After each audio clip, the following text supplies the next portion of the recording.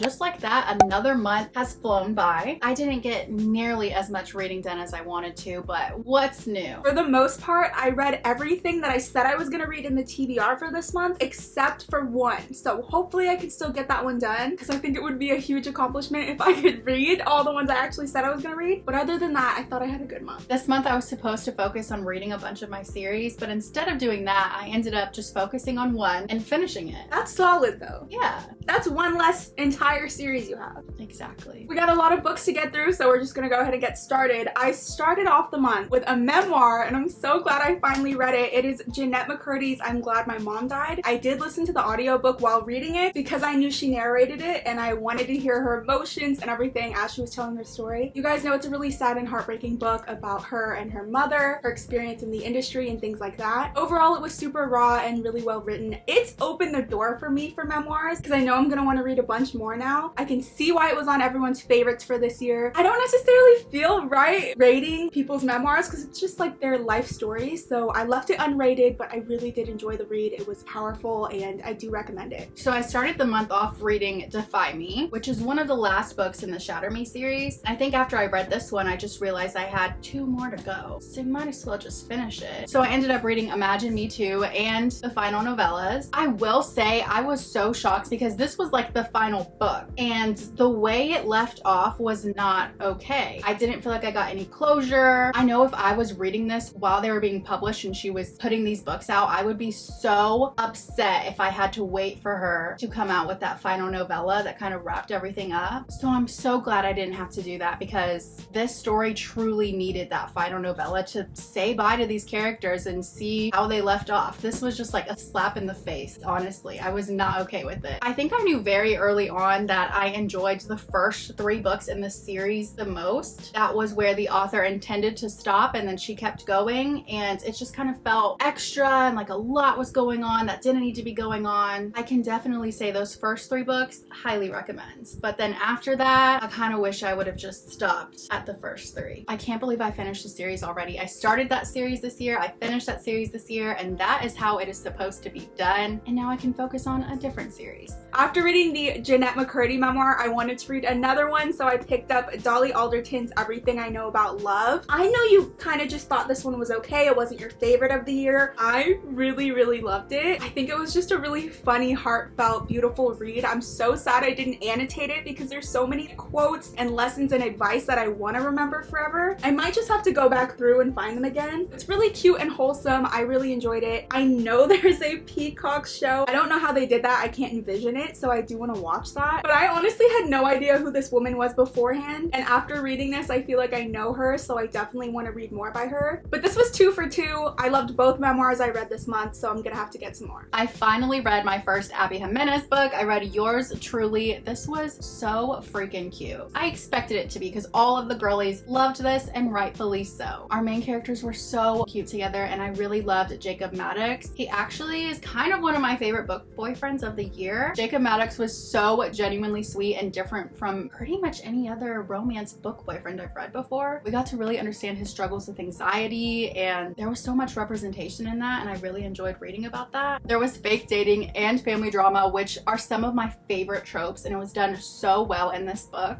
I did give this one 4 stars. It would have been 5, but there was a few moments when there was a lot of miscommunication. But other than that, it was a really good contemporary romance story, and I'm definitely gonna read more by her. The next one I have, I did start in our 4th of July reading vlog, but I decided to finish it this month, and it was The Only One Left by Riley Sager. My first Riley Sager read. I do own other books by him, but this was the first one I actually read, and I really, really enjoyed it. I think I just talked about how I hate mystery stories that have too much foreshadowing because they're easily predictable. This one was so refreshing because I honestly couldn't see where it was gonna go. In this, we're following a caretaker who is hired to care for a woman who allegedly killed her entire family 20 years ago. She can no longer walk or talk, but she's determined to share her story about what actually happened that night. Solid plot, good characters, good storytelling. I just overall really loved this. Not a lot happens, but you do want to see the story unravel. I don't know why I thought it was gonna be kind of like a horror-esque. It wasn't very scary in any way. It was mostly just focused on this mystery. I really enjoyed it. I gave it a 4.5, which in my opinion is like a perfect book. I definitely want to read my other Riley Sager book now and get more of his, but I do really recommend this this one. It was good. Up next, I did read Pack Up the Moon by Kristen Higgins. This was my monthly blind TBR pick, and everyone was right. It was so freaking sad, but it was also so powerful and heart-wrenching. In the story, we're following Lauren and Josh, and Lauren knows that she's going to die, so she ends up writing notes for Josh to kind of help him deal with that first year without her, which, by the way, that's like the sweetest thing that anyone could do, because like while he's going through these months without her, he's getting something new from her every single month. She's trying to help him embrace life again. It was such a great story about grief and love and accepting loss. They had so much love for each other, so it was really emotional seeing Josh read these notes and how it affected him. But it was such a good story. I definitely recommend if you want to read something like this, but if this is just going to put you in a down mood, maybe skip it. This story will definitely stay close to me. I gave this book a 4 stars, so I can't wait to read more from her. The next one I've had on my shelf since the beginning of time. This is A History of Wild Places by Shay Earnshaw. We follow a man named Travis who has a special talent for locating missing people. When he's tasked to find a woman named Maggie, as he's tracking her, he ends up disappearing in a similar way as she did. Here's the thing about this one. It's my fault for going into this book without knowing more about it. We always say how we love going into books blindly, or as blind as we can. However, sometimes it backfires because I know myself and I don't really love stories about communes or like community living. I always just feel like stories like this are kind of the same thing. They're a little bit predictable and I don't find them enjoyable, just them being in that setting. However, I will say the writing was so good and the storytelling was so good. That's pretty much what kept me going throughout this read. It was definitely nothing to write home about, but I'm glad I finally read it. There was definitely some aspects I wasn't expecting, but for the most part, I feel like there's enough foreshadowing that you do understand what's happening. It was kind of cool to see it unravel though. I would be interested in reading more by this author. I gave it a 3.75, I think, just because I didn't love the plot personally, but everything else was so good. So I would recommend it if you like commune type stories. If not, skip this one, because if I would have known, I probably would have. I just finished this book last night. I was up till like 4 a.m. reading this book because I was so locked in. It is the second book in the Scythe series. It is Thunderhead by Neil Shusterman. I was so scared going into this because I really loved the first book and I thought there's no way that I could like the second one just as much. Neil Shusterman proved me wrong. In the series, we're just following a different world where humans are immortal and the only people who can take life are scythes. This one ended on such a crazy ride. I mean, the twists and the turns were just too good, and this is another one where I'm so happy that I don't have to wait for the next book to come out because I need to read it immediately. Neil Shusterman's mind and his ideas and his storytelling are just so unique, and it makes for such a fun and fresh and different reading experience. I think and I hope that I will love anything this man writes. I gave this 5 stars. Oh wow! I rarely give 5 stars, so That's a 5 star if I've ever read one. yes, I think this whole series will probably be 5 stars. It's just so different, so unique. Up next, I finally read Good Girl Complex by Elle Kennedy. Fun summer romance. I mean, that's kind of it. Next, in this story, we are following Max. She just moved to a beach town to go to college. She ends up meeting this guy named Cooper, who's basically just a townie. He thinks she's gonna be another spoiled, rich, trust fund kid, and they kind of just get to know each other more. But as they fall for each other, Cooper is hiding a secret from her. So that's kind of just the premise. Elle Kennedy writes such solid reads. I mean, contemporary romance, summer vibes. You can't really get mad at it. I do, however, understand why it has mixed reviews because this does have a trope that I know a lot of people don't love. It didn't really bother me. I really liked the dialogue and the characters. Overall, another solid read. I think I gave it like a 3.25, but that's normally where I put contemporary romances, so I liked it. I do think I like the off-campus series more though. Up next, we have our Literal Besties Book Club book for the month. This month, we read Happy Place by Emily Henry. We decided to read the ebook because we don't want the hardcover for that romance book. I haven't loved the Emily Henry books that I've read, so I was really interested going into this one to see if it was going to change my mind, and hopefully I would love this one even more. In this book, we are following a group of friends. Harriet and Wynn have been the perfect couple among them. They actually broke up 6 months ago, but they're trying to keep it under wraps so they could have one more perfect summer together at the beach house. But of course, that comes with its difficulties. I was pleasantly surprised with this book. I was the same way. I didn't necessarily love the last Emily Henry book that I read, but this one was just so good. I did say this in my Goodreads review, but Emily Henry has such a unique way of writing writing. It's like the perfect amount of romantic and poetic. The characters do have a lot of depth, and the romance to me felt very realistic. The friendships felt real, the plot felt real. I just had a really good time with it. I feel like it's more than just a contemporary romance book. Like, there was layers of different things, so that's why I feel like I enjoyed it. I noticed while reading this one, I had a really fun time learning about their friendships and like getting to know them. They're good friends and I liked seeing their relationship, but it was the romance that I felt like every single chapter there was miscommunication, and I can't with that. Next, I have my blind book for the month, and it was Bully by Penelope Douglas. I honestly did not have high expectations for this one. I don't know why. Prior to this, I had only read one other Penelope Douglas book and I liked it, didn't love it. This one I feel like I hear even less about, so maybe that's why I didn't have high expectations, but this exceeded all of them. In this, we're following Tate. Her and Jared have been inseparable growing up, but of course things changed and she does her best to ignore him. However, it's senior year and she's decided, I will no longer let this man bully me. I love plots like that. I know it's nothing original. I know it's a bit cliche. A lot of the reviews were kind of mad about that because it was nothing different. Yes, it's predictable, but it's so fun and entertaining to read about. I love the banter. I love the longing. All the little moments they have, I live for. They make me giddy. This was just a really fun one. I gave it a 4.25. This is apparently book 1 in a series. Who knew? I've never heard anything about that. So you're gonna continue? I might. I kind of wish it was following the same characters. I know it's about different characters, so maybe, but this one was fun. Up next, I have The Passengers by John Mars. I did read this one for our summer ween vlog. This one was exactly like a Black Mirror episode. I just felt like this deserves to be an episode of Black Mirror. We're basically in the future where now cars drive themselves. People no longer can handle cars. There's not even a steering wheel. There's no gas pedals. You're just in there. So this car is taking you exactly where you need to go and you really have no control over it, which sounds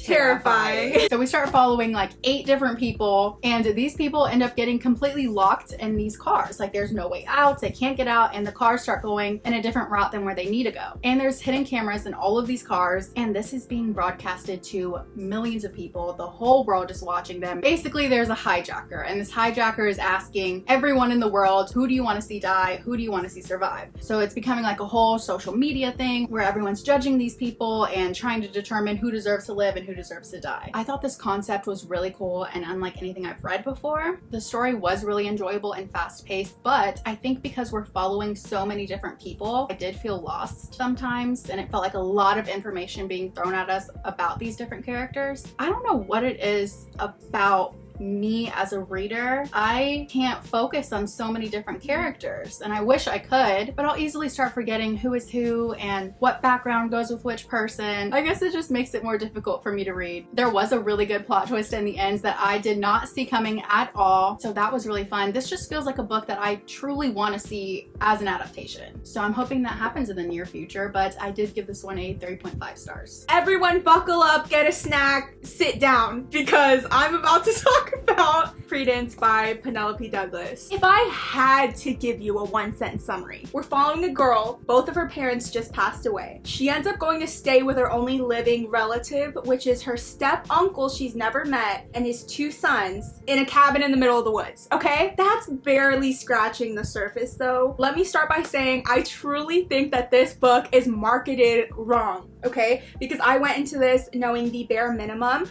I assumed it was just gonna be a contemporary romance with a controversial love interest, but it was just way more than that. I will say 20% into the book, I was not feeling it. I felt a little uneasy, it was a bit jarring, and I didn't know how to feel about it. That was because, though, I was looking at it like a contemporary romance. I eventually understood that this is just straight up a dark romance book. And once I was able to flip that switch in my mind, I was able to enjoy it. I set a different set of standards for dark romances versus contemporary romances. I just expect different things out of them, and I needed to change my mindset in order to enjoy it. And I feel like that's a lot of people's issues with this book. Though nowhere on Goodreads or anywhere did I see this marketed as dark romance, but it needs to be. If you're a dark romance reader, you know, sometimes you kind of just have to push aside things in your mind to enjoy it. You gotta set aside logic, morals, feminism sometimes in order to just go with the flow. That's definitely something you have to do with this book. Once I did that though, I was eating this up, okay? And like, I'm embarrassed, but I loved it, you know? Okay. It's one of those. This is definitely gonna take my place for my new guilty pleasure book. I know Penelope Douglas books are known to be a little bit darker, but coming off of just reading Bully, like a cute Bully high school romance, the contrast is just crazy with this one. I can 100% see why the ratings are so split. People either think this is the best thing they've ever read or possibly the worst thing ever written. I understand that. If you're not someone who likes to read about deep, twisted, toxic, manipulative romances, this is not gonna be it. I'm telling you right now, please check trigger warnings if you need to, because there were a lot of scenes in here I was not expecting and it caught me off guard. So if that's something you need to do, do it. It was a lot to digest, but like, why was it so good? You know? I don't know if I want to read it or stay far away from it. It's a lot. It's a lot, but wow, did it pull at my heartstrings somehow. I ended up crying at the end of this book and you wouldn't expect it. Wow. I gave this one a 4.25. I know that's controversial though. Let's talk about it in the comments, but don't put any spoilers. Next I have Hidden Pictures by Jason Recolak. This was another book I read for Summerween. In this book, we're following a girl who is straight out of rehab and she is going to start babysitting for this young boy. This young kid does have a imaginary best friend and his parents are just hoping that this babysitter can kind of distract him from that and hopefully make a new friend so he'll stop talking about this imaginary friend. Which right off the bat, like, no thank you, you know? I thought this was a really good page turner. It started off as a really good horror book, but then once you start to understand what's happening here, it kind of becomes really sad, and I definitely wasn't expecting that. I think I enjoyed it more as a horror story. I also did really like that we got to see this little kid's pictures that he was drawing out. It just made the book feel more real. I wasn't able to predict the plot twist, but it felt random. Like, no one could predict that plot twist because it was way out of left field, you know? I think I just liked the first half of the book more. And it made me realize that I really do want to read some good horror books. So if you have recommendations for that, please let me know. I gave this one a 4 stars. So lastly, I have the 2 books that I read in that Summerween vlog. My Best Friend's Exorcism by Grady Hendrix and The Perfect Marriage by Geneva Rose. My Best Friend's Exorcism was the perfect summer horror read. It's exactly as the title says. We're following 2 best friends, and after a night in the woods, one of them starts acting very different, and Abby starts to wonder if there's something more sinister happening. Lots of gross descriptive scenes, but really fun to read. I gave it a 4 star. In The Perfect Marriage, a husband's mistress ends up dead and his only hope is his attorney wife. I didn't love this one as much as I wanted. This is the one I was referring to earlier when I said I was tired of mystery books with lots of foreshadowing. This one had that. It was still a good page turner. I just wish I wasn't able to predict the ending. I did give this one a 3.75 though, so still pretty decent. Just like that, every single book we read in July. Solid reading month. Yeah, this was a really good reading month for you. This is 10 books. If I can continue doing this. So that is it for today's video. Let us know if you've read any of these books and your thoughts on them. Tomorrow is our July reading spread. We're gonna be live tomorrow starting at 5:30 Central Standard Time. So we're gonna do 3 30-minute reading sprints and chat with you guys in between them as well. So we will get some reading done tomorrow. Also, Literal Besties, you guys have picked our book for August. We will be reading Alice Feeney's His and Hers. So we're excited to get that started. If you're not already a part of our Literal Besties book club and you wanna be, make sure to join. That link is always in the description. That's pretty much it. Thank you guys so much for watching. Make sure to like and subscribe if you haven't already, and we will see you next time. Sorry, you're boring me. No, Clearly. Quinceañera baila. Don't I look like that? Okay, anyway. It's always something with... It's always something. There's always something. I can't ever just have a good time.